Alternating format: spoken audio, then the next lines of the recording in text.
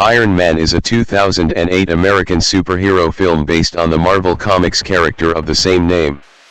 Produced by Marvel Studios and distributed by Paramount Pictures, it is the first film in the Marvel Cinematic Universe, MCU. Directed by Jon Favreau from a screenplay by the writing teams of Fergus and Ostby and art Marcum and Matt Holloway, the film stars Robert Downey Jr. as Tony Stark/Iron Man alongside Terrence Howard, Jeff Bridges, Gwyneth Paltrow, Leslie Bibb, and Shaun Toub.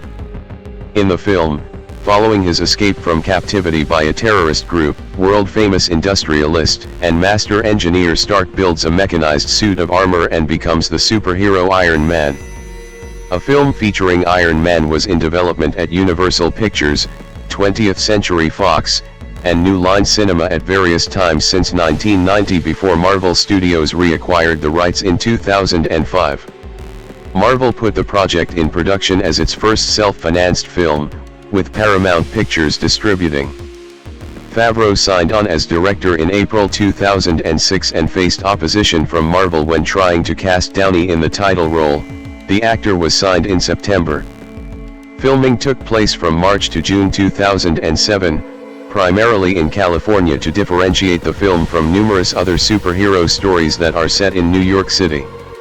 During filming, the actors were free to create their own dialogue because pre-production was focused on the story and action. Rubber and metal versions of the armor, created by Stan Winston's company, were mixed with computer-generated imagery to create the title character. Iron Man premiered in Sydney on April 14, 2008, and was released in the United States on May 2 as the first film in Phase 1 of the MCU. It was a commercial success, grossing over $585 million and becoming the 8th highest grossing film of 2008. It also received positive reviews from critics, who praised Downey's performance and Favreau's balance of character development and special effects. Iron Man was nominated for Best Sound Editing and Best Visual Effects at the 81st Academy Awards, among numerous other accolades, and was named one of the 10 best films of the year by the American Film Institute. In 2022, the Library of Congress selected the film for preservation in the United States National Film Registry for being culturally, historically, or aesthetically significant. 2 sequels have been released, Iron Man 2, 2010, and Iron Man 3, 2013. Plot: Tony Stark, who has inherited the defense contractor Stark Industries from his late father Howard Stark, tours in war-torn Afghanistan with his best friend and military liaison, James Rhodey Rhodes, to demonstrate the new Jericho missile. After the demonstration, his convoy is ambushed by a terrorist group, the Ten Rings, and Stark is gravely wounded by a missile used by the attackers, one of his company's own. He is captured and imprisoned in a cave by the Ten Rings. Yinsen, a fellow captive and doctor, implants an electromagnet into Stark's chest to keep the shrapnel shards that wounded him from reaching his heart and killing him. Ten Rings leader Rasa offers Stark freedom in exchange for building a Jericho missile for the group, but he and Yinsen believe that Rasa will not keep his word. Stark and Yinsen secretly build a small, powerful electric generator called an arc reactor to power Stark's electromagnet and construct a prototype armored suit to aid in their escape. Although they keep the suit hidden, the Ten Rings discover their intentions and attack the workshop. Yinsen sacrifices himself to divert them while the suit powers up. The armored Stark battles his way out of the cave to find the dying Yinsen, then burns the Ten Rings' weapons and flies away, crashing in the desert and destroying the suit. After being rescued by Rhodes, Stark returns home and announces that his company will cease manufacturing weapons. Obadiah Stana, his father's old partner and the company's manager, advises Stark that this will bankrupt Stark Industries and ruin his father's legacy. In his home workshop, Stark builds a sleeker, more powerful version of his improvised armor suit as well as a more powerful arc reactor for it and his chest after testing a prototype. Personal assistant Pepper Potts places the original reactor inside a small glass showcase. Though Stana requests details, a suspicious Stark decides to keep his work to himself. At a charity event, Reporter Christine Everhart informs Stark that his company's weapons were recently delivered to the Ten Rings and are being used to attack Yinsen's home village. Stark dons his new armor and flies to Afghanistan, where he fends off the terrorists and saves the villagers. While flying home, Stark is intercepted by the Air Force. He reveals his secret identity to Rhodes over the phone to end the attack. Meanwhile, the Ten Rings gather the pieces of Stark's prototype suit and meet with Stan, who has been trafficking arms to the Ten Rings and has staged a coup to replace Stark as Stark Industries CEO by hiring the Ten Rings to kill him. He subdues Rasa and has him and the rest of the group killed. Stan has a massive new armor suit reverse-engineered from the wreckage. Seeking to track his company's illegal shipments, Stark sends Potts to hack into its database. She discovers that Stan hired the Ten Rings to kill Stark, but the group altered their plans when they realized they had a direct route to Stark's weapons. Potts meets with Agent Phil Coulson of SHIELD, an intelligence agency, to inform him of Stan's activities. Stan's scientists are unable to replicate Stark's miniaturized arc reactor, so Stan enters Stark's home, stuns Stark, and steals the one from his chest. Stark manages to replace it with his original reactor. Potts and several SHIELD agents attempt to arrest Stan, but he dons his suit and overpowers them. Stark fights Stan but is outmatched without his new reactor to run his suit at full capacity. The fight carries Stark and Stan to the top of the Stark Industries building, where Stark instructs Potts to overload the large arc reactor powering the building. This unleashes a massive electrical surge that causes Stan to fall into the reactor and he is killed in the explosion. The next day, at a press conference, Stark publicly admits to being the superhero the press has dubbed Iron Man. In a post-credits scene, SHIELD director Nick Fury visits Stark at his home, telling him that he has become part of a bigger universe, and that he wants to discuss the Avenger Initiative. Cast: Downey promoting the film at the 2007 San Diego Comic-Con. Howard preparing for the role by riding an F-16 flight simulator. Robert Downey Jr. as Tony Stark/Iron Man. An industrialist, genius inventor, and playboy, he is CEO of Stark Industries and chief weapons manufacturer for the U.S. military. Director Jon Favreau felt that Downey's past made him an appropriate choice for the Part 5 and that the actor could not only make Stark a likable asshole, but also portray an authentic emotional journey, once he had won over the audience. 6. Favreau was also attracted to Downey because of his performance in Kiss Kiss Bang Bang.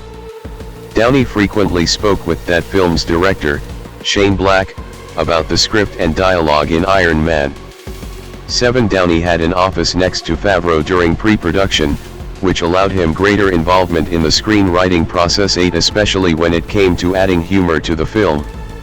9. Downey explained, "What I usually hate about these superhero movies is when suddenly the guy that you were digging turns into Dudley Do-Right, and then you're supposed to buy into all his 'let's go do some good' that Elliot Ness in a cape type thing.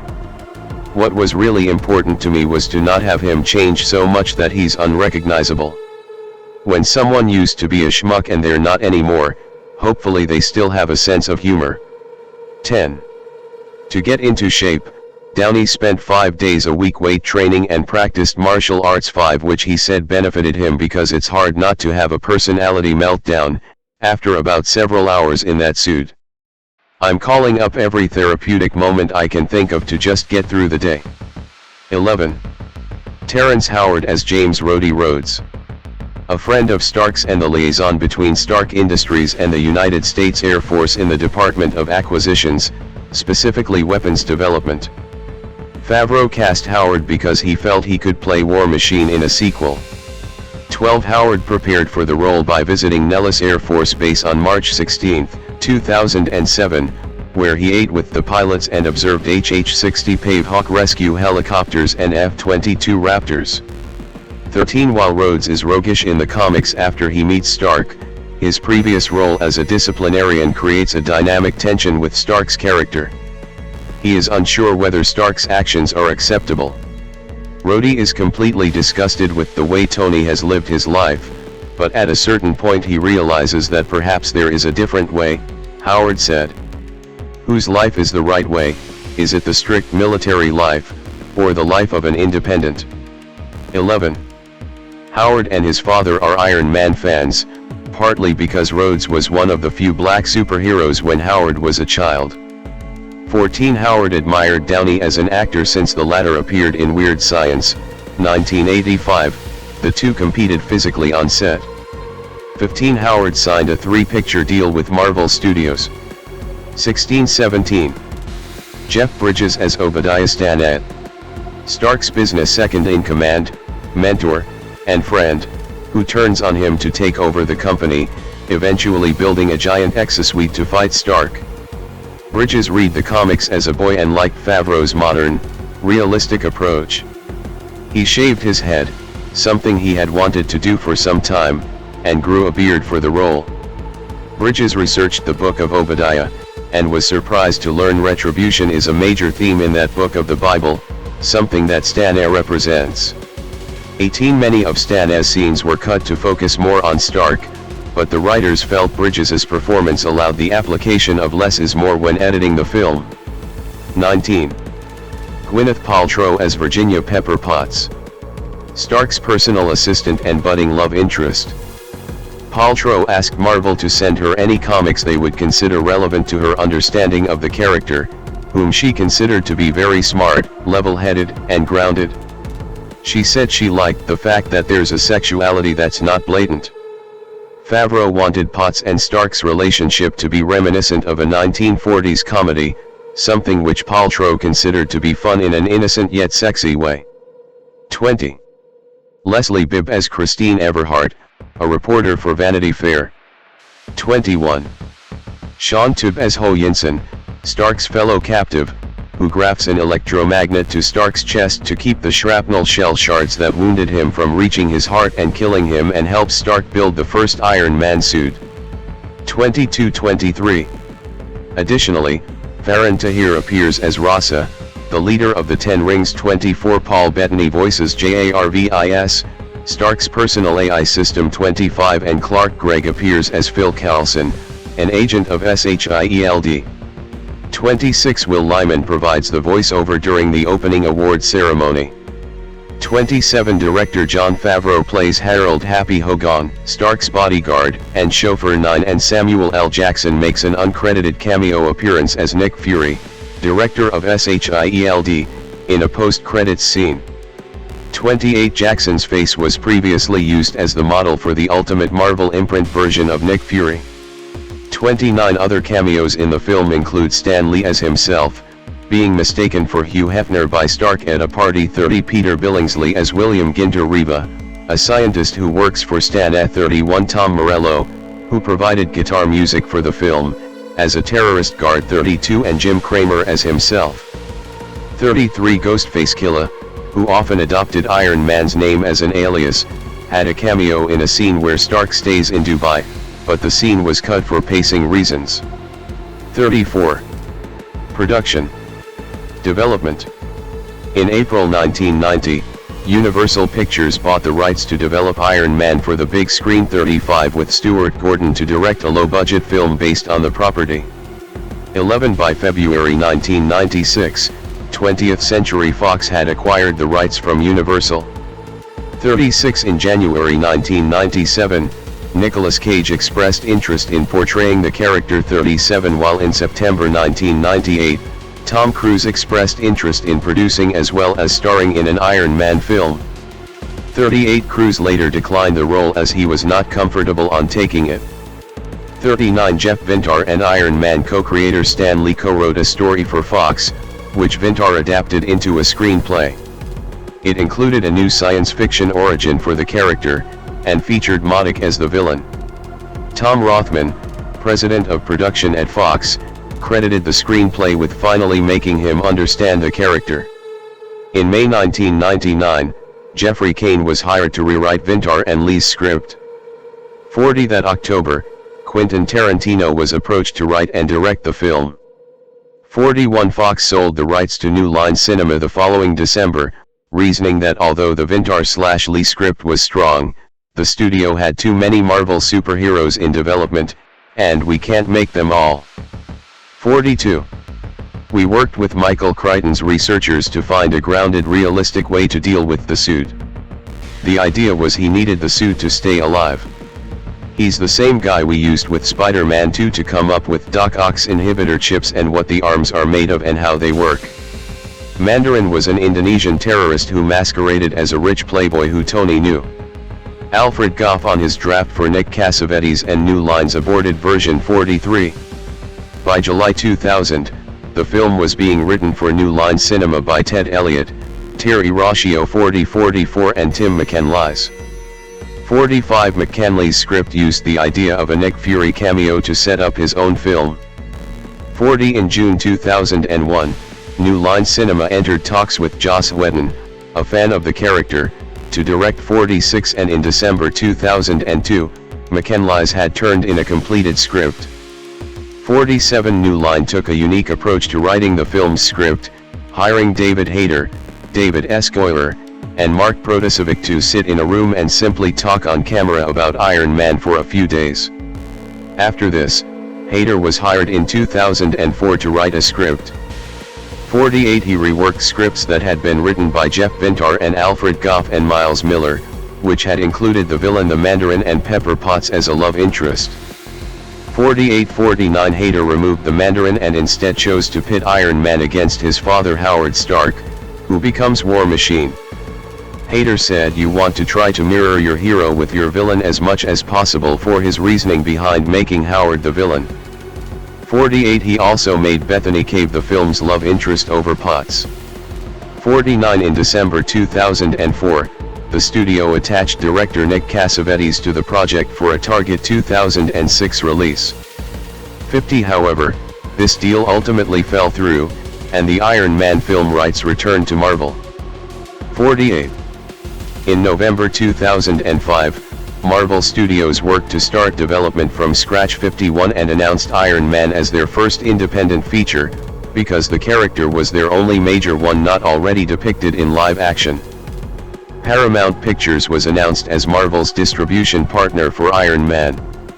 8. According to associate producer Jeremy Lacham, we went after about 30 writers and they all passed, saying they were uninterested in the project due to both the relative obscurity of the character and the fact that it was solely a Marvel production. When the film did have a script, even the requests for rewrites met with many refusals. 52. Early scripts for the film also directly referenced Sony Pictures' Spider-Man 2, 2004, by identifying Stark as the creator of Otto Octavius's bionic arms. 53. In order to build the general public's awareness of Iron Man and elevate him to the same level of popularity as Spider-Man or Hulk, Marvel conducted focus groups, trying to find a way to remove the general perception that the character is a robot. The information Marvel received from the focus groups was used to formulate an awareness-building plan, which included releasing 3 animated short films ahead of the film's release. The shorts were called Iron Man Advertorials, and were produced by Tim Miller and Blur Studio. 54. Pre-production. Jon Favreau was hired to direct the film in April 2006. 55, and he celebrated getting the job by going on a diet, resulting in him losing 70 pounds, 32 kilograms. 11. Favreau had wanted to work with Marvel producer Avi Arad on another film after they both worked on Daredevil, 2003. 8. The director found the opportunity to create a politically ambitious ultimate spy movie in Iron Man, citing inspiration from Tom Clancy, James Bond, and RoboCop, 1987, 56, and compared his approach to an independent film if Robert Altman had directed Superman and Batman Begins, 2005. 857. Favreau wanted to make Iron Man a story of an adult man literally reinventing himself after discovering the world is far more complex than he originally believed. 58. He changed the Vietnam War origin of the character to Afghanistan, as he did not want to do a period piece. 12. Art Marcum and Matt Holloway were hired to write the script. 55. While Mark Fergus and Hawk Ostby wrote another version, with Favreau compiling both teams' scripts. 59. And John August then polishing the combined version. 60. Comic book staff Mark Miller, Brian Michael Bendis, Joe Quesada, Tom Brevoort, Axel Alonso, and Ralph Macchio were also called upon by Favreau to give advice on the script. 61 In May 2006, Arad left Marvel Studios to become an independent producer. 62 Because he was on staff when the deal was made for Iron Man, he retained producer credit on the film. 63, 59 By July 2006, Matthew Libatique was attached to serve as cinematographer. 64. Favreau planned to cast a newcomer in the title role, as those movies don't require an expensive star. Iron Man's the star, the superhero is the star. The success of X-Men and Spider-Man without being star-driven pieces reassures executives that the film does have an upside commercially. 65. Those considered for the role included Jim Caviezel, Timothy Olyphant, and Sam Rockwell. 17 Rockwell was approached and was interested, but did not get the role. Rockwell would later portray Justin Hammer in Iron Man 2, 2010. 66 Feige said Clive Owen was the studio's top choice for Stark and he was offered the part, but was not interested. 67 Favreau met with Robert Downey Jr. and became convinced that he was the right actor for the role. 17 Favreau chose Downey, a fan of the comic, because he felt the actor's past made him an appropriate choice for the part, explaining, "The best and worst moments of Robert's life have been in the public eye. He had to find an inner balance to overcome obstacles that went far beyond his career. That's Tony Stark." 5. Favreau faced opposition from Marvel Entertainment executives in casting Downey 1768 but would not take no for an answer, saying, "It was my job as a director to show that it was the best choice creatively. Everybody knew he was talented and certainly by studying the Iron Man role and developing that script I realized that the character seemed to line up with Robert in all the good and bad ways." 68. Casting director Sarah Halley Finn suggested Downey create an audition tape to help persuade them. The executives were still not convinced, despite Favreau and Feige recommending Downey for the role, which resulted in Favreau leaking to the press that Downey was in talks. The positive reaction and enthusiasm to this story helped convince the executives. 17 and Downey was cast in September 2006. 69 Downey earned $500,000 for the role. 70 While preparing for filming, Favreau and Downey were given a tour of SpaceX by Elon Musk. Downey said, "Elon was someone Tony probably hung out with and partied with, or more likely they went on some weird jungle trek together to drink concoctions with the shamans." 71. Additional casting for the film occurred over the next few months. Terrence Howard was announced in the role of Stark's best friend James Rhodey Rhodes in October 2006. 72 He had been the first actor cast for the film.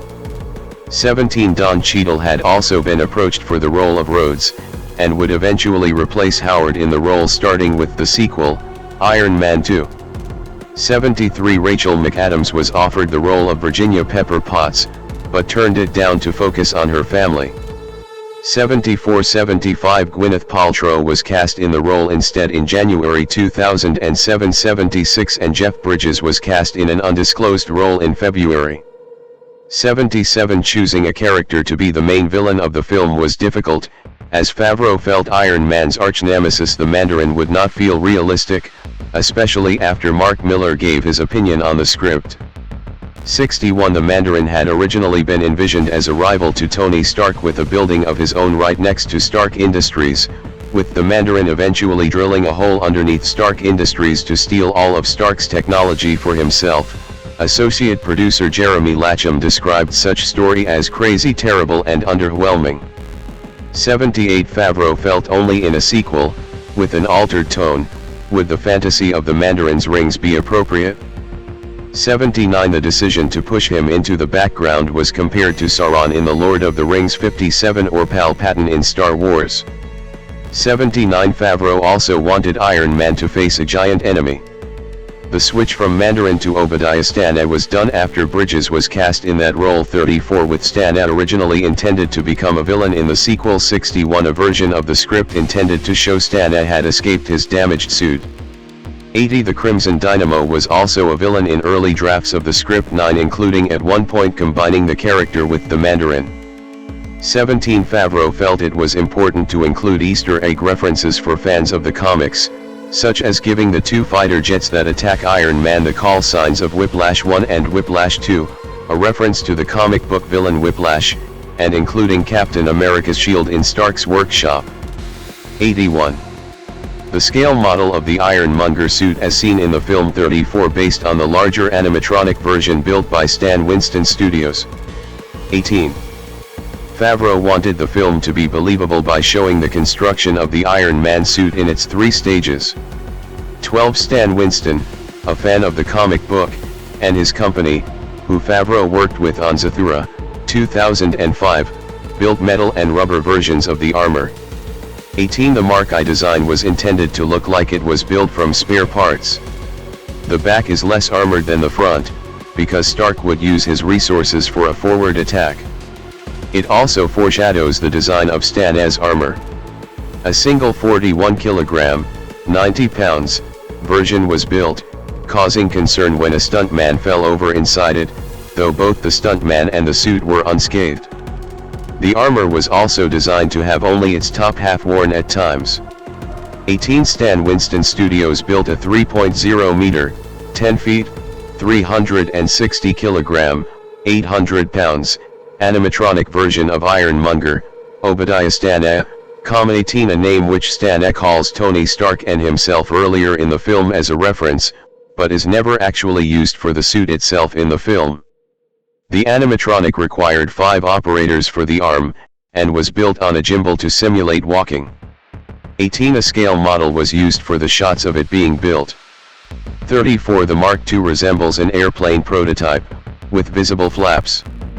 34 Iron Man comic book artist Adi Granov designed the Mark III with illustrator Phil Saunders.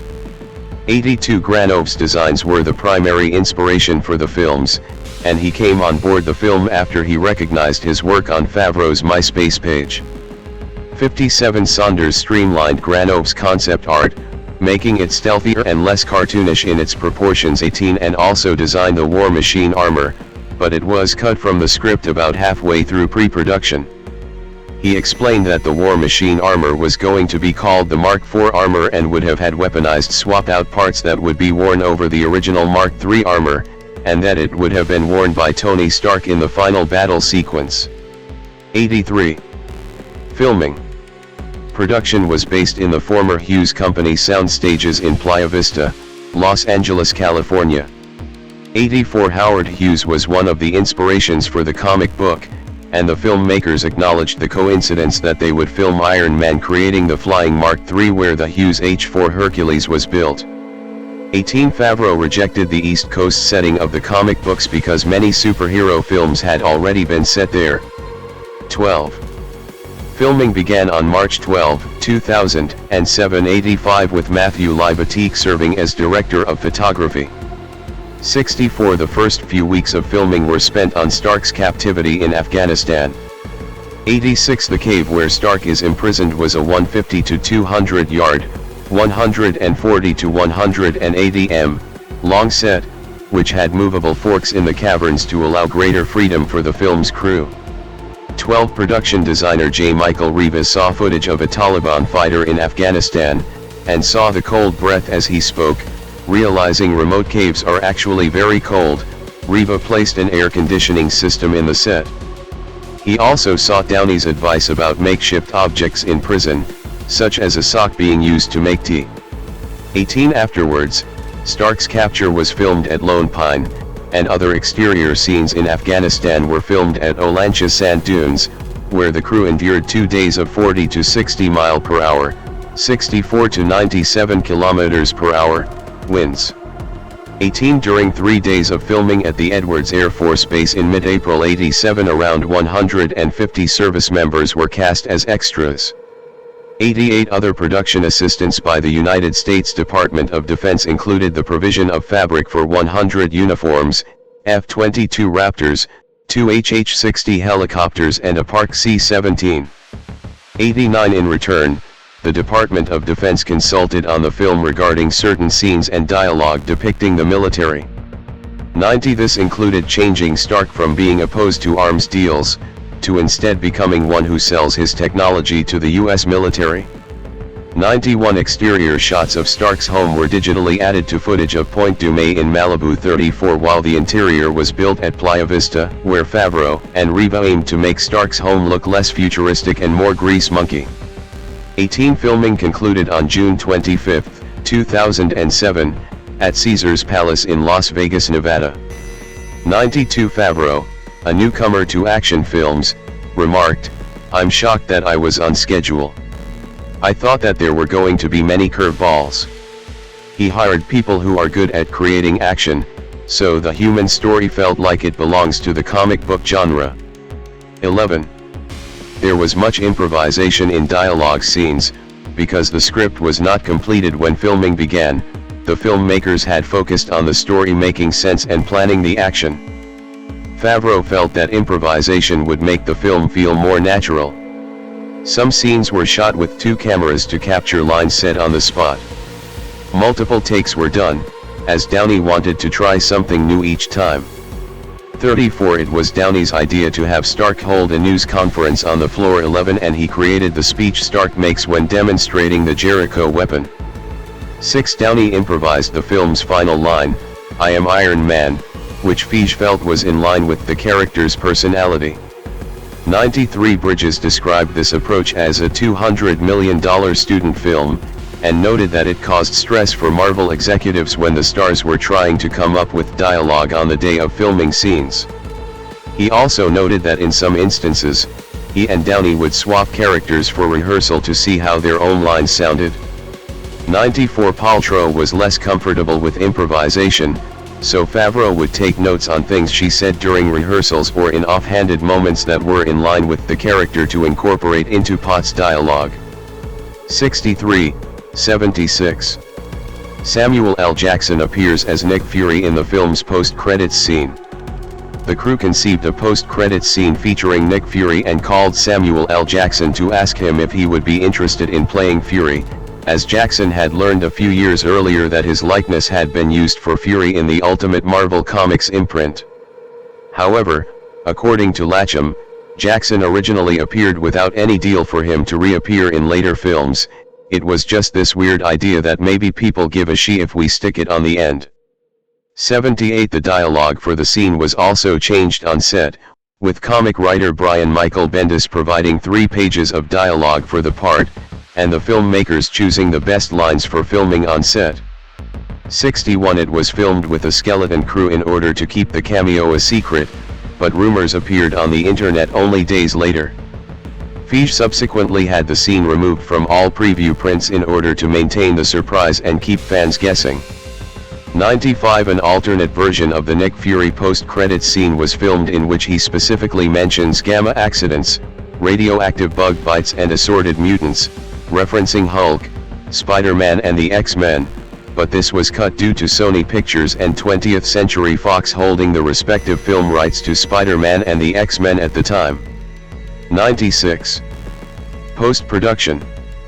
Favreau's main concern with the film's effects was whether the transition between the computer-generated and practical costumes would be too obvious. 97. He hired Industrial Light and Magic, ILM, to create the bulk of the visual effects for the film after seeing Pirates of the Caribbean, At World's End and Transformers. The orphanage and the embassy did additional work, 18, with the latter creating a digital version of the Mark I armor.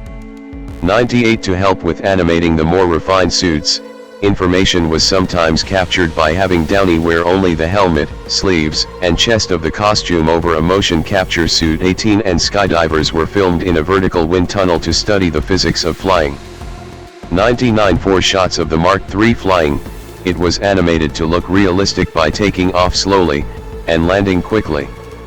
To generate shots of Iron Man and the F-22 Raptors battling, cameras were flown in the air to provide reference for physics, wind, and frost on the lenses. 100. Favreau conceived of the head-up display shots so audiences would not become disconnected from Stark when watching scenes with the CG Iron Man. 63, 81. When editor Dan Leventhal started compiling an initial edit of the film in late 2007, it was quickly realized that the final act of the film was not working, as it was basically two robots punching each other. They tried shortening the sequence, which did not help as it became both emotionally unsatisfying and abruptly anticlimactic. Marvel rehired Marcum and Holloway, as all of the screenwriters had been released from their commitments at the end of filming, who suggested the act should call back to earlier in the film when Stark was learning that one of the limitations of the suit was it freezing at high altitudes. Favreau was hesitant to commit to this change, as it would cost an additional $6 million. However, the impending writers' strike forced him to move forward with this idea, with Marcum and Holloway submitting a draft of the ending on November 4, 2007, a day before the strike began. Given no further rewrites could occur because of the strike and Bridges unable to participate in shooting new material, ILM worked with as much previously shot footage as possible to rework the film's ending. 63, 82-84. Music. Further information, Iron Man, soundtrack. Composer Ramin Djawadi had been a fan of the character Iron Man as a child, saying that he always liked superheroes that actually don't have any superpowers. After Favreau's previous collaborator John Debney was unavailable to score the film 101, Djawadi sought out the role himself. 102 Favreau had a clear vision of heavy metal music and guitars for the project 102, saying that Tony Stark was more of a rock star than a traditional superhero. 103 Djawadi subsequently composed most of the film's score on guitar, before arranging it for orchestra. 102 Djawadi had help with arrangements and additional cues from Hans Zimmer and Remote Control Productions. 102 and Rage Against the Machine guitarist Tom Morello, who also makes a cameo appearance in the film, contributed guitar performances to the score. 32 The film also features a big band-style arrangement of the Iron Man theme song from the 1966 cartoon The Marvel Superheroes from frequent Favreau collaborators John O'Brien and Rick Boston. 104 A soundtrack featuring Djawadi's score was released by Lionsgate Records on April 29, 2008. 105. Marketing.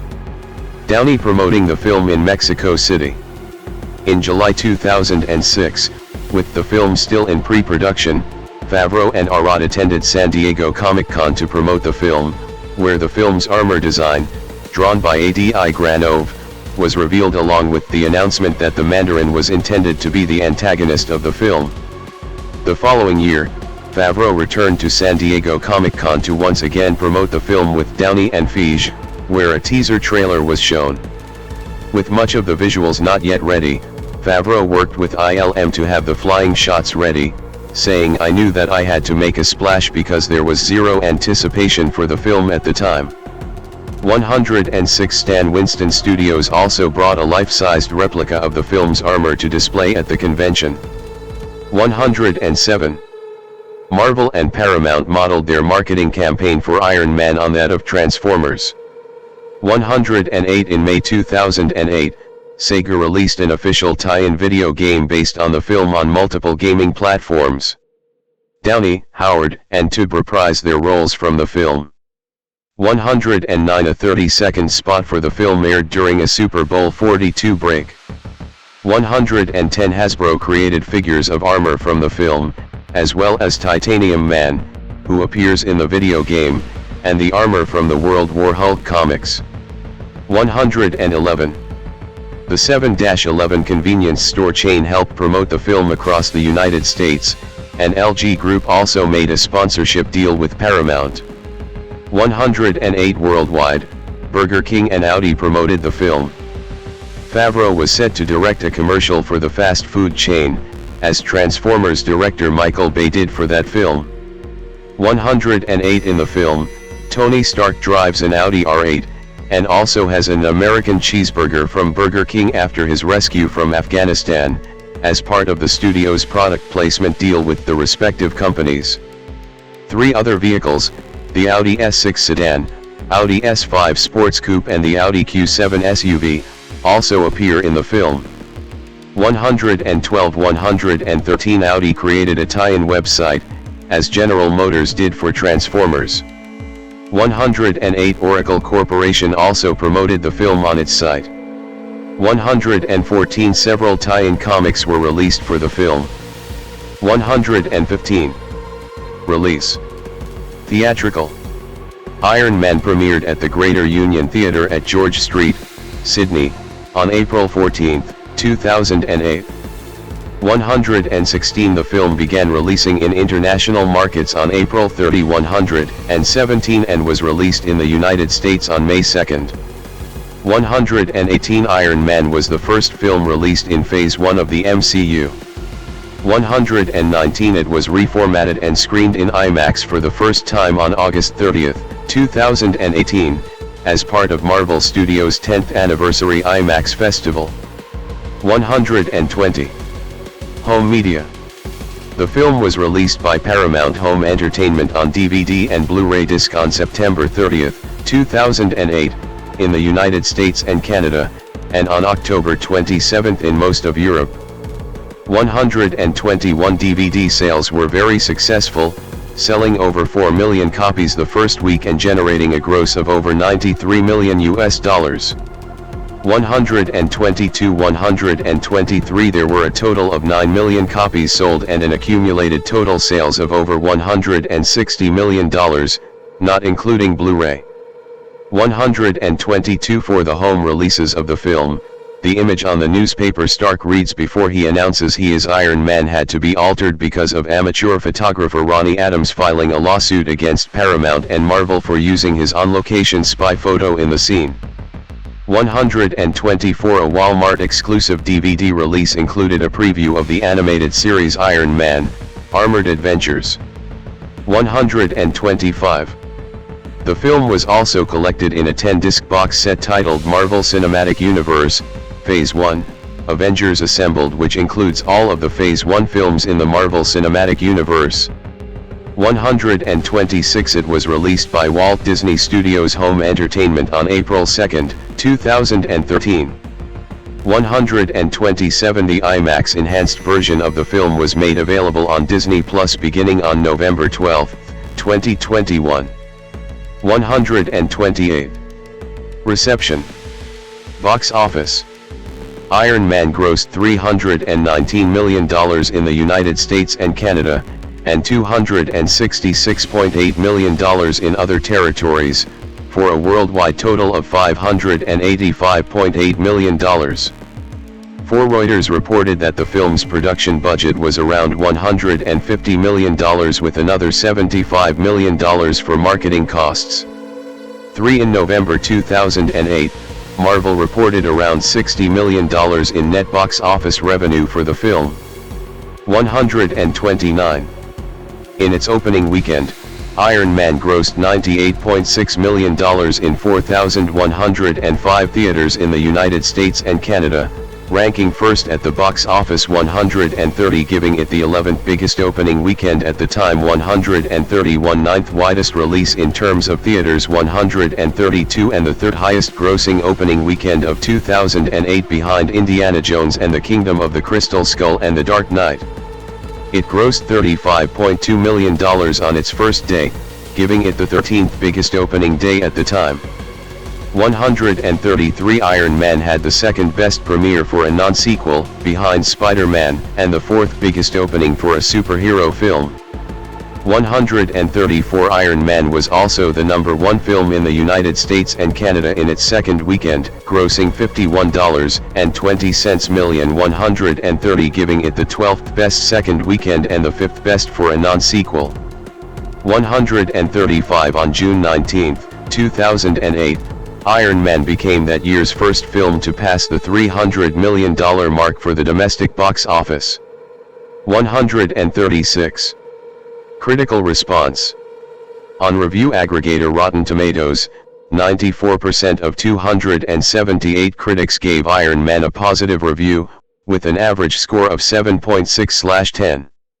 The critics' consensus reads, powered by Robert Downey Jr.'s vibrant charm, Iron Man turbocharges the superhero genre with a deft intelligence and infectious sense of fun.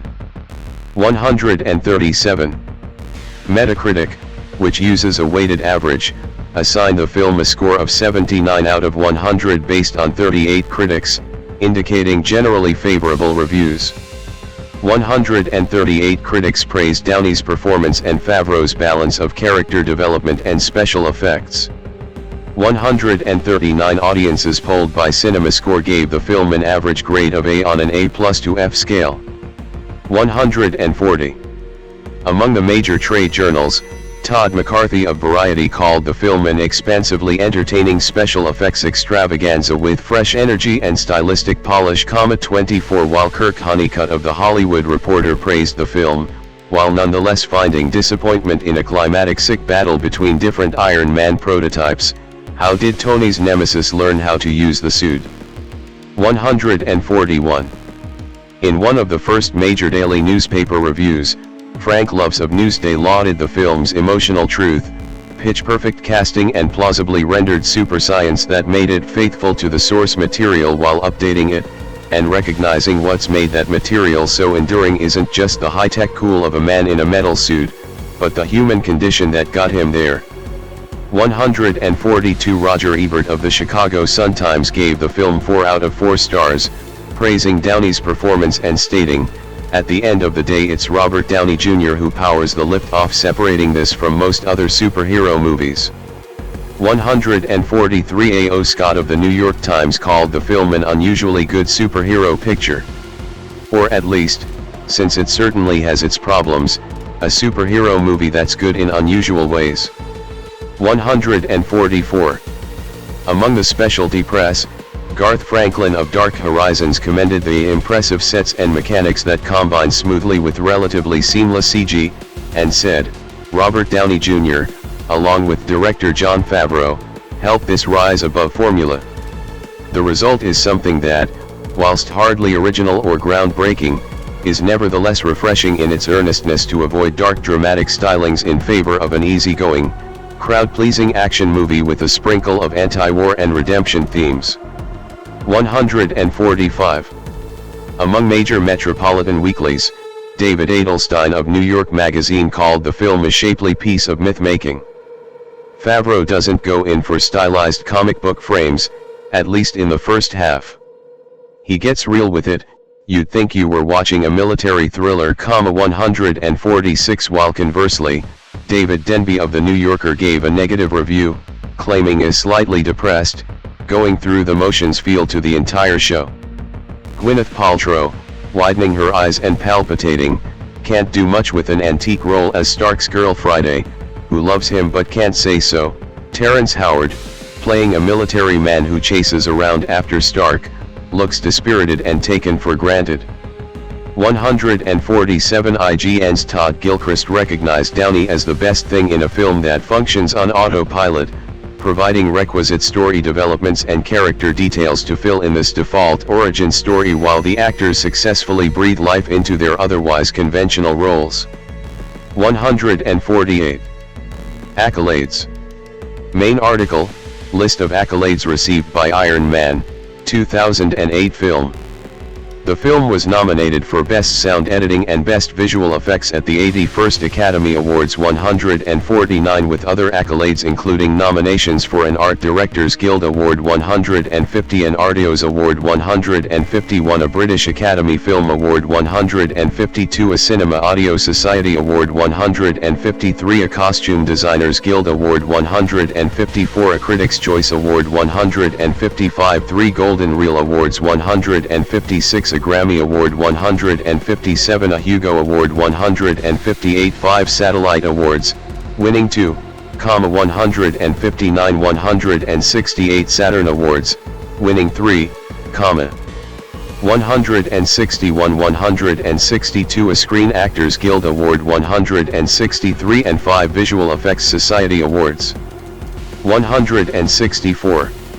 Iron Man was selected by the American Film Institute as one of the 10 best films of the year 165, and it was featured on more than 100 year-end lists of the top 10 films of 2008. 166. In the 2010s, Empire named the film as one of the 500 greatest movies of all time, 167, and Tony Stark as one of the 100 greatest movie characters of all time.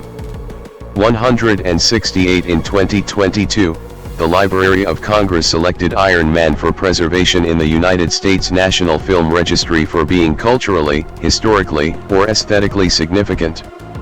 Feige said this selection meant the film has stood the test of time and it is still meaningful to audiences around the world.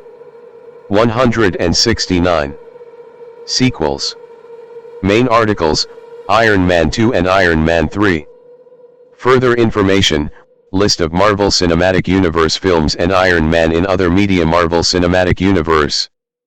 Favreau, Downey, Paltrow, Gregg, and Jackson all returned for Iron Man 2, which was written by Justin Theroux and released in the United States on May 7, 2010. Don Cheadle replaced Howard in the role of Colonel Rhodes, who becomes War Machine in the sequel. Also starring are Mickey Rourke as Ivan Vanko, Sam Rockwell as Justin Hammer, and Scarlett Johansson as SHIELD agent Natasha Romanoff/Black Widow. 170. Iron Man 3 was released on May 3, 2013, by Walt Disney Studios following Disney's acquisition of Marvel Entertainment. 171. Favreau opted not to direct the film but still reprised his role as Happy Hogan. 172. Downey, Paltrow, and Cheadle also returned, with Shane Black taking over as director. 173. From a screenplay by Drew Pearce. Also starring are Guy Pearce as Aldrich Killian and Ben Kingsley as Trevor Slattery, an actor who poses as the Mandarin. Robert Jon Downey Jr. Born April 4, 1965, is an American actor. His films as a leading actor have grossed over $14.3 billion worldwide, making him one of the highest-grossing actors of all time. Downey was the highest-paid actor in the world annually from 2013 to 2015. Known for his versatility across roles, he is the recipient of various accolades, including an Academy Award, a Daytime Emmy Award, 3 Golden Globe Awards, and 2 British Academy Film Awards. At age 5, Downey made his acting debut in his father Robert Downey Sr.'s film Pound, 1970. He rose to prominence by working with the Brat Pack for the teen films Weird Science, 1985, and Less Than Zero, 1987. His portrayal of Charlie Chaplin in the biopic Chaplin, 1992, earned him the BAFTA Award for Best Actor and an Academy Award nomination. After spending less than a year at a treatment facility on drug charges, Downey joined the television series Ally McBeal in 2000, earning a Golden Globe for his performance. Dismissed from the show in 2001 following further drug-related arrests, he entered a court-ordered rehabilitation program and has remained sober since 2003. After Mel Gibson paid his insurance bond, Downey made his film comeback with The Singing Detective, 2003. He gained global recognition for starring as Iron Man in 10 Marvel Cinematic Universe films, from Iron Man, 2008, to Avengers, Endgame, 2019. Downey starred as the titular detective in Sherlock Holmes, 2009, which earned him a Golden Globe. His portrayal of bureaucrat Louis Strauss in Christopher Nolan's Oppenheimer, 2023, won him the Academy Award, Golden Globe, and BAFTA Award for Best Supporting Actor. In 2024, he was nominated for a Primetime Emmy Award for the miniseries The Sympathizer and made his Broadway debut in the title role of Allotted actors McNeil. Time named Downey one of the 100 most influential people in the world in 2008, and Forbes featured him on the Celebrity 100 in 2013 and 2014. He has pursued music, releasing the jazz pop album The Futurist, 2004, which charted on the US Billboard 200. Divorced from singer Deborah Falconer, Downey has been married to film producer Susan Levin since 2005. They co-founded the production company Team Downey. Downey has 3 children, 1 with Falconer and 2 with Levin. In 2025, he was named one of the greatest film actors of the 21st century by The Independent. Early life and acting background. Robert John Downey Jr. was born in Manhattan, New York City, on April 4, 1965. 1. His father, Robert Downey Sr. N.E. Elias, was a filmmaker with Lithuanian Jewish and Irish ancestry. 2. 3. His mother, Elsie Ann, née Ford, was an actress who appeared in Downey Sr.'s films and had Scottish, German, and Swiss ancestry. 4. 5. 3. Downey's sister, Allison, is 2 years older than him. 6. Due to his father's film projects, Downey moved frequently during his childhood, living in places such as Woodstock, New York, London, England, New Mexico, California, Connecticut, and Greenwich Village in New York City. 7. 8. From a young age, Downey was exposed to drugs, his father struggled with addiction, and his mother battled alcoholism. 7. 9. His father introduced him to marijuana at either age 6, 10 or 8. 11. Downey Sr. later expressed regret for doing so. 12. Downey mentioned that using drugs with his father created an emotional connection between them, explaining that, "When my dad and I used drugs together, it was his way of showing love for me in the only manner he knew." 13. 14. During his childhood, he appeared in small roles in his father's films. He made his acting debut at the age of 5, portraying a sick puppy in the absurdist comedy film Pound, 1970, and at 7, he appeared in the Western film Greaser's Palace, 1972. 15. At ages 11 and 12, he attended Staghetto Manor, a summer acting camp in upstate New York. 16. In school, Downey was a hyperactive child who tried to be cool, often teased by the older boys but popular with the girls. 16. His parents divorced when he was 12, afterward, he lived with his mother in a 5th-floor apartment in New York City. 17. 18. While his sister stayed with their father, who later took her to a boarding school. 18. He attended Lincoln Junior High School for 8th grade and then Santa Monica High School for 9th and 10th grades, but dropped out in 1982. 19. At age 17, Downey relocated to his hometown to pursue acting full-time. 20. Working several jobs such as clearing tables at a Central Falls restaurant, working in a shoe store, and performing as living art at the nightclub area to support himself during auditions. 21. 22. During this period, he also appeared in local theater and off-Broadway productions. 23. Career. 1983 to 1995, early work and critical acclaim. Downey made his stage debut in 1983 with a 3-week run in Alms for the Middle Class at the Jiva Theater Center. 24. He then appeared in the short-lived off-Broadway musical American Passion at the Joyce Theater, produced by Norman Lear. 25. Downey's first credited film role was in Baby It's You, 1983, though most of his scenes were cut. 26. In his early film roles, he frequently portrayed misfit characters. 27. And his portrayals of punk-like figures in several 1980s coming-of-age films led to his occasional association with the Brat Pack. 28. In the drama film Firstborn, 1984, he played a supporting role as the teenage friend of the protagonist.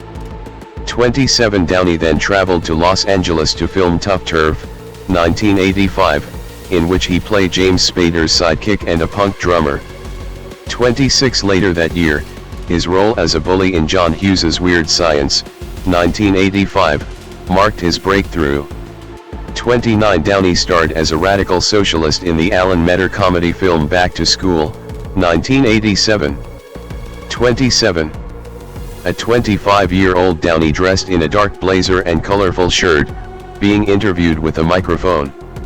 Downey at the premiere of Air America in 1990. In 1985, Downey joined the new, younger cast of Saturday Night Live, securing the audition with help from his Weird Science co-star and friend Anthony Michael Hall.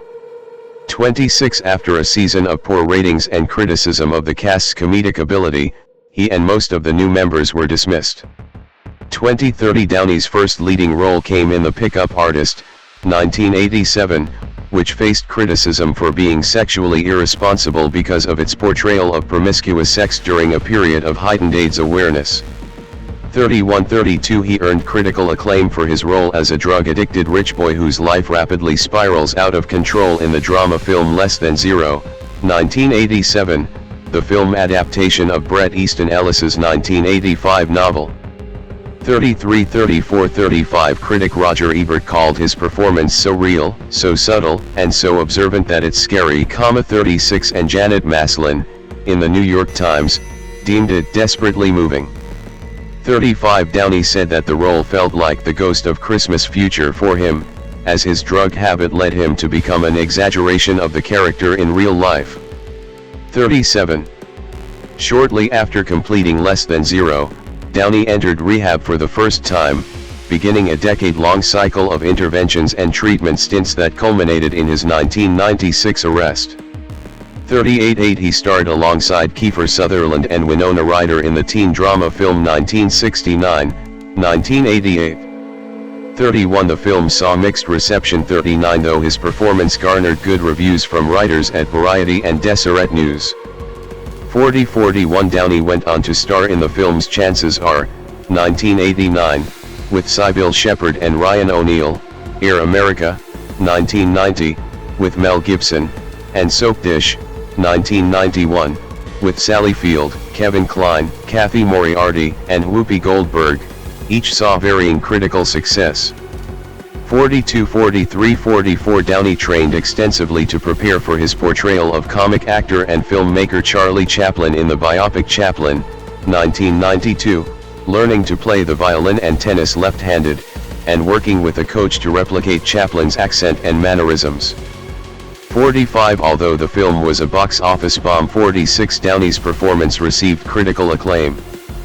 47 It earned him the BAFTA Award for Best Actor, as well as Academy Award and Golden Globe Award nominations. 48 Oh come on, that's too much.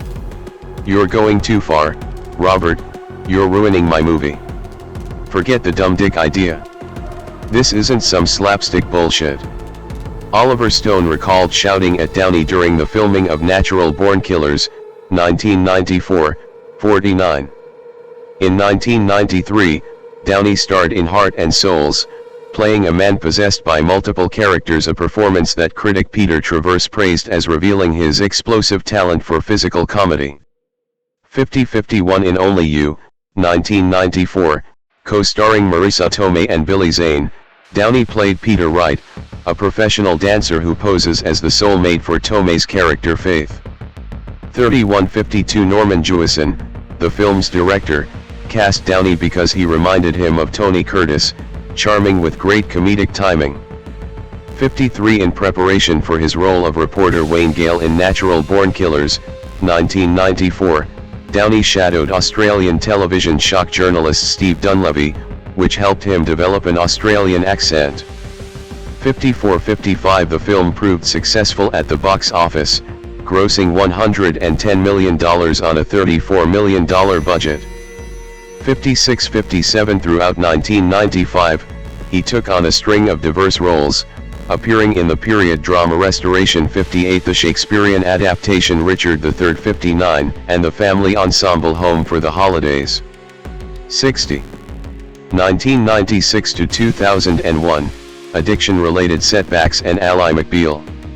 In early 1996, concerned for Downey's well-being, Sean Penn and Dennis Quaid went to his home, took his car keys, and brought him to a rehab facility in Tucson, Arizona, but he checked himself out a few days later. 38 In June 1996, he was arrested for possession of heroin, cocaine, crack cocaine, and an unloaded .357 Magnum handgun while speeding down Sunset Boulevard. A month later, while under the influence of a controlled substance, he entered a neighbor's home through an unlocked front door and fell asleep on their child's bed. 61-62-63 The family declined to press trespassing charges. 8 The 911 call made by the neighbor was later circulated online and became known as the Goldilocks incident. 64 In September 1996, he pleaded no contest. 2 months later, following a period in court-ordered rehab, he was sentenced to another 6 months of live-in rehabilitation, 3 years probation, and compulsory drug testing. 865. Mugshot of a 34-year-old Downey smiling slightly, holding a placard with his identification details. Mugshot from his arrest in August 1999.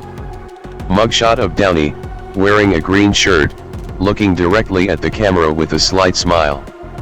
Mugshot from his arrest in April 2001. Downey starred in Two Girls and a Guy, 1997, portraying a duplicitous man who convinces each of two women that she is his only love. 50. After missing a court-ordered drug test in 1997, he spent 6 months in Los Angeles County Jail. 66. In January 1998, he was briefly released from jail to film U.S. Marshals. 67. Upon his full release, he entered a court-mandated 120-day rehab program and then starred in Black and White, 1999, playing Terry Doniger, the gay husband of a documentary filmmaker.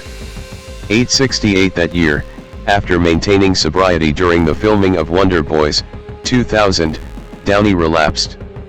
At the time, he was facing financial difficulties and had lost his house in Malibu. 38. Later that year, after missing another court-ordered drug test, he was arrested again. Despite his lawyer Robert Shapiro assembling the same legal team that had successfully defended O.J. Simpson in his criminal trial, Downey was sentenced to a 3-year prison term at the California Substance Abuse Treatment Facility and State Prison in Corcoran. 69-70. At the time of his arrest, all of Downey's film projects had been completed and were nearing release. He had also been hired to voice the devil in the NBC animated series God, the Devil, and Bob, but was dismissed after failing to attend rehearsals. 70-71. After spending nearly a year in the Corcoran prison, Downey was unexpectedly released in 2000 on the condition of posting a $5,000 bail, when a judge ruled that his cumulative time in incarceration facilities from his initial 1996 arrests qualified him for early release. 12. A week after his release, he joined the cast of the television series Ally McBeal as a new love interest. 72. For his performance, he was nominated for the Primetime Emmy Award for Outstanding Supporting Actor in a Comedy Series and won the Golden Globe Award for Best Supporting Actor, Series, Miniseries, or Television Film. 73-74. In retrospect, Downey described his performance as overrated, deeming it his lowest point in terms of addictions. 37. Before the end of his first season on Ally McBeal, Downey was arrested on Thanksgiving in 2000, after police responded to an anonymous 911 call and searched his room at Merv Griffin's Hotel and Givenchy Spa in Palm Springs, California. He was found under the influence of a controlled substance and in possession of cocaine and Valium. 75-76. Despite facing a prison sentence of up to 4 years and 8 months if convicted, Downey committed to appear in at least 8 more episodes of Ally McBeal. 77. In April 2001, while on parole, Downey was found wandering barefoot in Culver City by a Los Angeles police officer. He was arrested on suspicion of being under the influence of drugs but was released a few hours later, even though tests confirmed the presence of cocaine in his system. 78-79. After the arrest, the producers of Ally McBeal ordered last-minute rewrites and reshoots before dismissing him from the series, despite his character having boosted the show's ratings. 80. In July 2001, Downey pleaded no contest to the Palm Springs charges, avoiding jail time. Instead, he was ordered into drug rehabilitation and sentenced to 3 years of probation under California Proposition 36, which had been enacted to direct nonviolent drug offenders toward treatment rather than prison. 1281. He spent a year in Wavelengths International, a court-mandated rehabilitation facility. By this time Downey was homeless, considered too great an insurance risk to be employable, and facing bankruptcy. 38. In December 2000, Downey's stepmother, Rosemary, told author Alex Treslowski of People that Downey had been diagnosed with bipolar disorder a few years ago, adding that this was the reason he has a hard time staying sober. What hasn't been tried is medication and intensive psychotherapy. 82 Los Angeles psychiatrist Mana Janie Kokhtar said she had received a letter from Downey in 1999 during his incarceration at Corcoran II, asking for advice regarding his condition. She stated that no one had done a complete psychiatric evaluation on him. I asked him flat out if he thought he was bipolar, and he said, "Oh yeah. There are times I spend a lot of money and I'm hyperactive, and there are other times I'm down." 82. 2001 to 2007, recovery and comeback. I said, "You know what? I don't think I can continue doing this." And I reached out for help, and I ran with it. You can reach out for help in kind of a half-assed way and you'll get it and you won't take advantage of it. It's not that difficult to overcome these seemingly ghastly problems. What's hard is to decide to do it. Downey speaking to Oprah Winfrey in November 2004. 83. After 5 years of substance abuse, arrests, and relapse, Downey began working toward a full recovery in 2001. 84. 85. His first acting job after rehabilitation came in August, when he appeared lip-syncing in the music video for Elton John's single I Want Love, directed by Sam Taylor Wood. 2 years later, he returned to film with The Singing Detective, 2003, directed by his back-to-school co-star Keith Gordon, after Mel Gibson paid his insurance bond, allowing him to be cast. 86. 87. He played Dan Dark, a paralyzed, suffering pulp novelist who hallucinates and drifts between reality and fantasy. 50. Although the film received mixed reviews, Downey regarded it as a personal achievement. 50. 88. For Gothica, 2003, producer Joel Silver withheld 40% of Downey's salary until production was completed as protection against potential issues related to his addiction. 89. 90. Silver secured Downey the lead role in Shane Black's directorial debut, the comedy thriller Kiss Kiss Bang Bang, 2005. 91. Downey received positive reviews for his performance. Mike Russell, writing in The Oregonian, called it one of his most enjoyable performances. 92. And a writer for The Age deemed it a terrific comic performance. 93. Downey appeared in a range of leading and supporting roles, gaining particular recognition for his performances in several semi-independent films.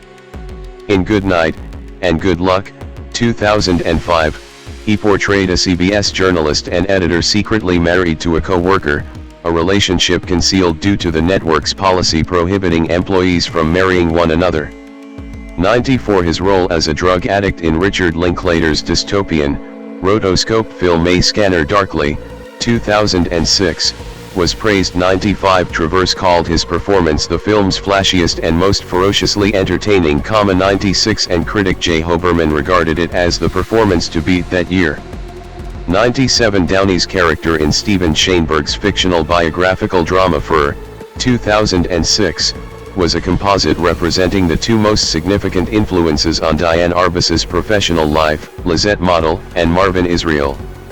98. Fur was poorly received by critics. 99. But they lauded Downey's performance. 100. 101. In 2005, Downey voiced the character of Patrick Pewterschmidt for an episode of Family Guy titled The Fat Guy Strangler. 102. 103. That year, Downey signed a deal with HarperCollins to publish a memoir, which he described as a candid account of his life and career. In 2008, he returned his advance and cancelled the project without explanation. 104. In 2007, he appeared in David Fincher's mystery thriller Zodiac, based on true events, portraying San Francisco Chronicle journalist Paul Avery, who covered the Zodiac killer case. 105. 106. Downey's performance was critically acclaimed. 107. A Tuscaloosa news writer deemed it one of his best. 108. And critic Manala Dargis remarked that he was at the top of his performance game. 109. 2008 to 2019, commercial success and stardom as Iron Man. Downey smiling warmly, dressed in a plaid suit jacket with a white shirt and a black tie. Downey at an event for Iron Man in 2008. In 2006, Downey was cast as the titular character in Iron Man, a superhero film. 111 Director Jon Favreau explained that although Downey was not the most obvious choice, he understood what makes the character tick. He found a lot of his own life experience in Tony Stark. 112. Favreau strongly advocated for Downey's casting, believing he could elevate the film's quality and generate widespread audience interest, much like Johnny Depp had done for the Pirates of the Caribbean series. 61 113 114 Downey gained more than 20 pounds, 9 kilograms, of muscle over 5 months to achieve the physicality required for the part. 115 Iron Man was released on May 2, 2008, in the US. 116 It became the 8th highest grossing film of 2008, earning more than $585 million worldwide against a production budget of $130 million. 61 117 118. In Iron Man, Downey portrayed Tony Stark, a wealthy industrialist who is kidnapped and forced to build a deadly missile, only to instead construct a suit of armor that transforms him into the superhero Iron Man. 119 Both the film and Downey's performance were acclaimed by critics. 120 Many of whom considered his portrayal the standout element of Iron Man and credited it with catapulting him to global stardom. 121 122 123 Ebert wrote that it's Robert Downey Jr. who powers the lift-off, separating this from most other superhero movies. 124 And, in a retrospective Variety article, Zach Sharf credited Downey's charisma with making Iron Man both a critical and commercial success. 125 By October 2008, Downey had signed on to reprise his role in 2 sequels to Iron Man and in The Avengers, 2012, the latter of which featured the superhero team that Stark joins, based on Marvel's comic book series of the same name. 126 He first reprised the role with a brief appearance as Stark in the film The Incredible Hulk, 2008, as part of Marvel Studios' initiative to depict the same Marvel universe on film by providing continuity among the films. 127.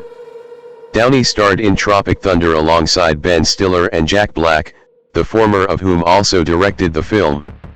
128 The 3 actors portray exaggerated Hollywood archetypes, Downey playing Kirk Lazarus, a self-absorbed, multi-Oscar-winning Australian method actor starring in an overblown Vietnam War film titled Tropic Thunder. 129 130 To embody his character, African-American Platoon Sergeant Lincoln Osiris, Lazarus undergoes a controversial skin pigmentation procedure, requiring Downey to wear dark makeup and a wig. 131 132 133 Released in August 2008. 134 Tropic Thunder opened atop the American box office and retained the #1 position for 3 consecutive weeks, eventually grossing $195 million worldwide on a budget of about $90 million. 135 136 For his portrayal of Lazarus, Downey was nominated for the Academy Award for Best Supporting Actor. 137 He then portrayed Steve Lopez in the biopic The Soloist, 2009, a Los Angeles Times columnist who discovers a homeless man playing a violin with virtuoso skill. 138. Downey played the titular detective in Guy Ritchie's Sherlock Holmes, 2009. 139 The Times praised the lead performances, describing Downey as terrific and commending Ritchie for eliciting a career-best performance from Jude Law, though it noted that their double act struggled to sustain an overlong film. 140 Sherlock Holmes became the 8th highest grossing film of 2009 and won Downey the Golden Globe Award for Best Actor in a Motion Picture, Musical or Comedy. 141 142 Downey reprised his role as Stark in Iron Man 2, the first of 2 planned sequels to Iron Man. 143 Released in May 2010 in the US. 144 The film grossed over $623 million worldwide, ranking as the 7th highest grossing film of the year. 126 Set 6 months after Iron Man 145, the film follows Stark as he rejects government demands to share his technology, while facing the vengeful scientist Ivan Vanko. 146-147 Ebert called Downey's performance intriguing and unexpected, stating that he doesn't behave like most superheroes, he lacks the psychic weight and gravitas. 148. Downey, standing behind a podium at a conference or event, wearing glasses and a gray checkered blazer over a patterned shirt with a pocket square. Downey speaking at the 2019 Disney Legends Awards. Downey's other film role of 2010 was in Due Date, which was filmed across several locations in the U.S., including Georgia, New Mexico, Arizona, and California. 149 In it, he played an architect trying to get from Atlanta to Los Angeles in time for his wife's scheduled cesarean section. 150 The film was a box office success, earning over $211 million on a budget of $65 million. 152 That year, Downey and his wife Susan opened their own production company called Team Downey. 153 Downey reprised his role as Sherlock Holmes in Sherlock Holmes, A Game of Shadows, 2011, the sequel to the 2009 film. 154 In A Game of Shadows, he investigates a conspiracy led by his nemesis, Professor Moriarty, and works to prevent an impending world war. 155-156 Todd McCarthy of The Hollywood Reporter lauded the film's more mannered shenanigans, whose action-oriented antics play straight to modern audiences' tastes. 157. Downey reprised the role of Stark in The Avengers, 2012. In the film, the Avengers assemble to stop Loki from conquering Earth using the Tesseract Node 1 to open a portal for an alien invasion. 159 The film was both a critical and commercial success, grossing over $1.52 billion, it became the third highest grossing film of all time. 160 161 162 In Iron Man 3, 2013, Stark faces threats from a terrorist known as the Mandarin while dealing with the aftermath of previous events and developing new technology to confront his enemies. 163 Iron Man 3 grossed $1.215 billion, making it the fifth highest grossing film of all time upon release. 165 He then portrayed a Chicago lawyer in The Judge, 2014, the first production by Team Downey. 166 167 He reprised the role as Tony Stark in Avengers, Age of Ultron, 2015, in which Stark creates Ultron as a flawed global defense artificial intelligence and then leads the Avengers in their efforts to stop it, ultimately helping to bring Vision to life and defeat Ultron. 168 169 Age of Ultron garnered $1.405 billion in revenue to become the fifth highest grossing film in history. 170. In Captain America, Civil War, 2016, Stark backs government control of the Avengers, recruits Spider-Man, and ends up fighting Captain America and Bucky after discovering the latter killed his parents. 171 159 Stark continues mentoring Spider-Man in Spider-Man, Homecoming, 2017, 172 and the two team up in Avengers, Infinity War, 2018, alongside Doctor Strange to fight Thanos on Titan, where Stark devises a plan to remove the Infinity Gauntlet, survives a brutal stabbing, and witnesses half his allies disintegrate in the snap. 173 174 175 He helps invent time travel to retrieve the Infinity Stones in Avengers, Endgame, 2019, ultimately sacrificing his life by snapping his fingers to destroy Thanos and his army, saving the universe. 176 177 178 Endgame became the first superhero film to gross over $2 billion worldwide. 179 and was the highest grossing film of all time until it was surpassed by Avatar, 2009, due to its 2021 re-release in China. 181. 2020, present, Oppenheimer and expansion. In 2020, Downey starred in Stephen Gaghan's Dolittle, portraying the titular 19th-century Welsh veterinarian who can communicate with animals. 183. The second film produced by Team Downey, it was a box office disappointment and received largely negative reviews, critics citing its excessive length and lackluster execution. 184. In 2023, Downey portrayed the antagonistic bureaucrat Louis Strauss in Christopher Nolan's Oppenheimer. 186. He accepted a pay cut for the role, earning $4 million instead of his usual $10 to $20 million upfront salary. 187. Downey later called Oppenheimer the best film he had appeared in. 188. Both the biopic and his performance received widespread critical acclaim.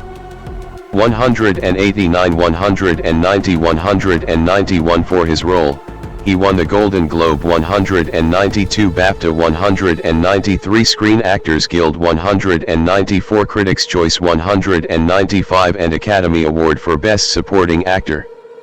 196. That year, Downey hosted the television series Downey's Dream Cars, in which he and his team converted several of his vehicles from gas to electric. 197. The show won Downey the Daytime Emmy Award for Outstanding Lifestyle Program. 198.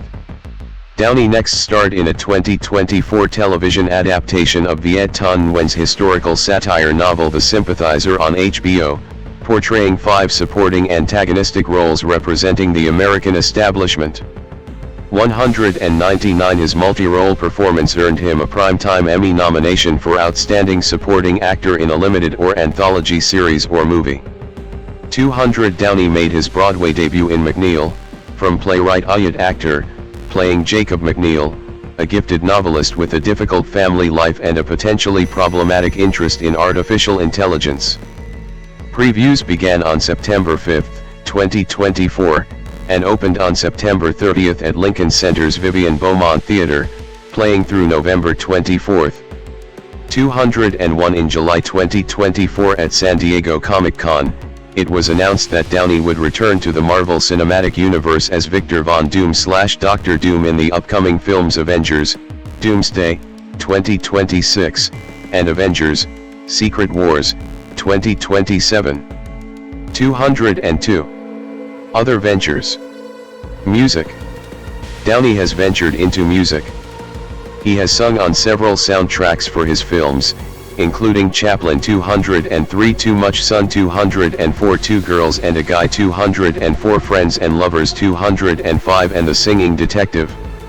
205. On November 23, 2004, he released his only studio album, The Futurist. 206. A jazz pop infused record. 207. 208. The Futurist was produced by Jonathan Elias and Mark Hudson.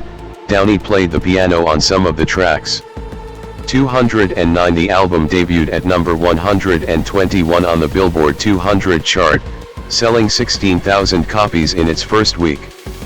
210. 211. A USA Today critic opined that the album could be perceived as pretentious or simply dull after a while, but there is a moody musicality to tracks such as Man Like Me and Details. 212. While promoting Tropic Thunder, Downey and his co-stars Ben Stiller and Jack Black were backup singers for the Pips to Gladys Knight singing Midnight Train to Georgia for the season 7 finale of American Idol in 2008. 213. 214. Downey has repeatedly collaborated with the English musician Sting, as well as their 2001 duet of The Police's Every Breath You Take on an episode of Ally McBeal. The two performed Driven to Tears together live at Sting's 60th birthday concert in October 2011. 215. That year, both appeared on Jonathan Elias's Prayer Cycle 2, Path to Zero, a benefit album supporting the anti-nuclear organization Global Zero. 216. Social activism. In a 2008 interview by the New York Times, Downey said that his time in prison had shifted his political perspective, explaining, "I have a really interesting political point of view. The time in prison was very educational for me and has informed my proclivities and politics ever since." 217 When asked about the quote in a 2015 interview promoting Avengers: Age of Ultron, he denied that his previous statement reflected any long-standing beliefs on his part, explaining that he does not identify as either a Republican, liberal, or Democrat. 218. Downey has expressed support for the Democratic Party throughout his career. He donated to Barack Obama's 2012 presidential campaign 219 and, 4 years later, appeared in an online video encouraging Americans to vote against Donald Trump in the then upcoming presidential election. 220 He joined fellow Avengers cast members and vice presidential nominee Kamala Harris for a virtual fundraiser supporting Joe Biden's 2020 campaign. 221 In 2024, Downey and his Avengers castmates once again came together to endorse Harris in her presidential bid that year. 222. Downey serves on the board of the Anti-Recidivism Coalition, a non-profit organization that advocates for criminal justice reform to reduce incarceration, improve the outcomes of formerly incarcerated individuals, and build healthier communities. 223 In 2020, he founded the organization Footprint Coalition, which aims to use advanced technologies like robotics and nanotechnology to help clean up and restore the environment. 224 The coalition supports and promotes environmentally sustainable technologies, including the French insect farming company Insect, bio-based plastic alternative manufacturer RWDC, and bamboo toilet paper producer Cloud Paper. 225 226 Downey co-wrote the book Cool Food with climate advocate Thomas Costigan, providing guidance on making climate-friendly food choices. 227. Personal life. Downey and Levin attending a promotional event, standing close together, with the former in the foreground and the latter behind her.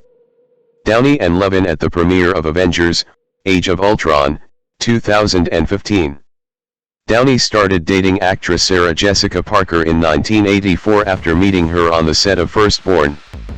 228 Their relationship ended in 1991, largely due to Downey's drug addiction.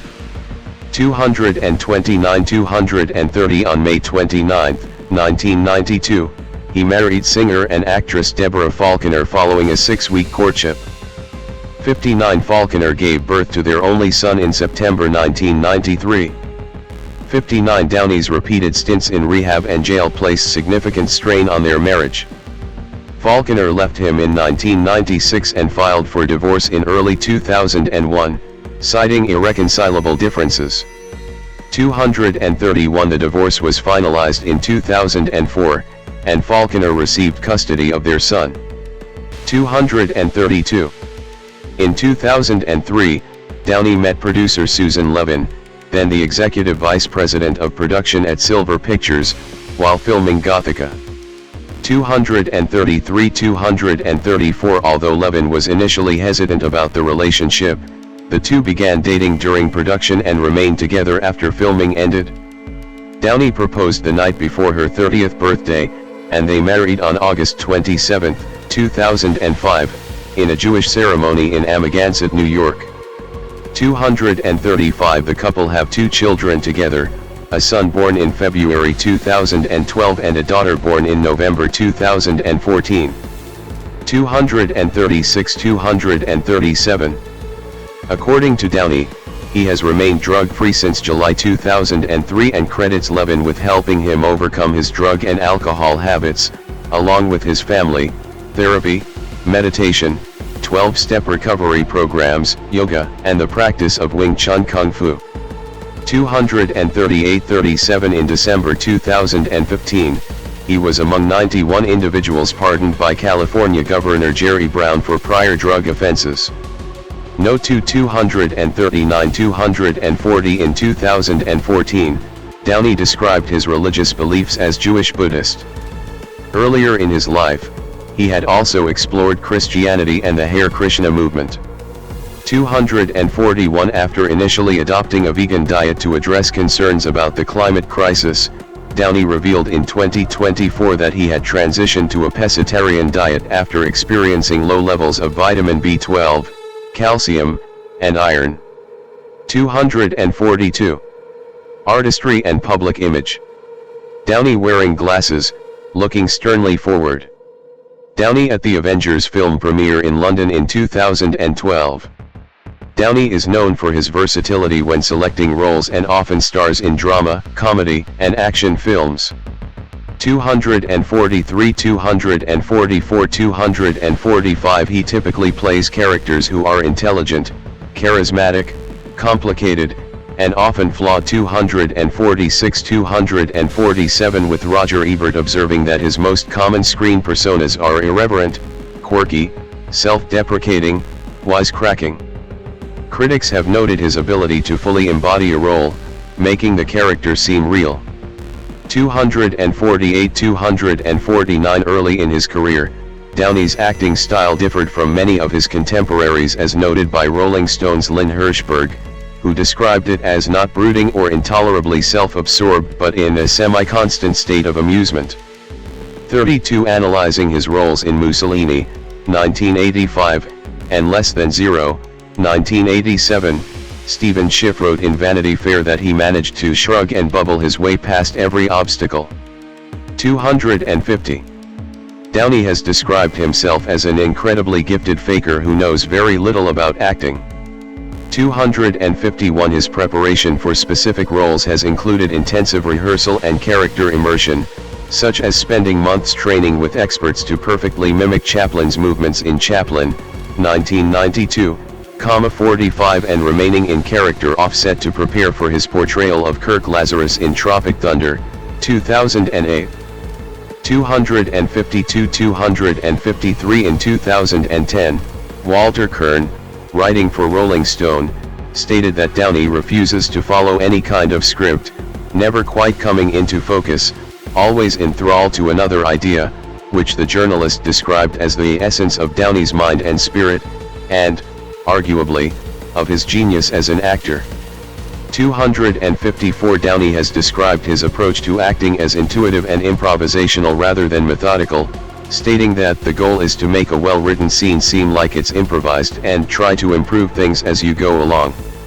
255 256 Downey's films as a leading actor have grossed over $14.3 billion worldwide, making him the fourth highest grossing actor of all time, according to the numbers. 257 Forbes named Downey highest paid actor in the world in 2013, 2014, and 2015, with earnings of $75 million in the first 2 years and $80 million in 2015. 258 259 260 The publication has included him in its annual Celebrity 100 list, which ranks the most powerful people in the world, placing him 20th in 2013 and 10th in 2014. 261 262 Time magazine featured him on its list of the 100 most influential people in the world in 2008. 263 In 2025, The Independent named Downey the 44th greatest film actor of the 21st century. 264. Acting credits and accolades. Main articles, Robert Downey Jr. filmography and list of awards and nominations received by Robert Downey Jr. According to Rotten Tomatoes, Downey's most critically acclaimed films include Senior, True Believer, Richard III, Shortcuts, Avengers, Endgame, Iron Man, Oppenheimer, Good Night, and Good Luck, Spider-Man, Homecoming, and The Avengers.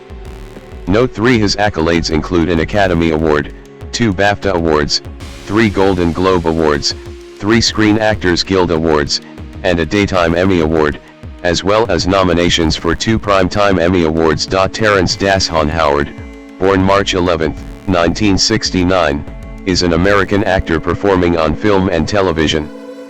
He has received the Screen Actors Guild Award as well as nominations for an Academy Award, a Golden Globe Award, and 2 Independent Spirit Awards. Howard made his film debut in a minor role in the buddy comedy Who's the Man? 1993. In 1995 he had a minor role in Mr. Holland's Opus. He later was nominated for the Academy Award for Best Actor for his role as a pimp and drug dealer in Hustle and Flow, 2005. He played James Rhodey Rhodes in the first Marvel Cinematic Universe film Iron Man, 2008. He played Quentin Spivey in the films The Best Man, 1999, and The Best Man Holiday, 2013, and the miniseries The Best Man, The Final Chapters, 2022. On television, he portrayed Jackie Jackson in The Jacksons, An American Dream, 1992, Al Cowlings in The O.J. Simpson Story, 1995, Cassius Clay in King of the World, 2000, and Ralph Abernathy in Boycott, 2001. He won an NAACP Image Award for his role in Lackawanna Blues, 2005.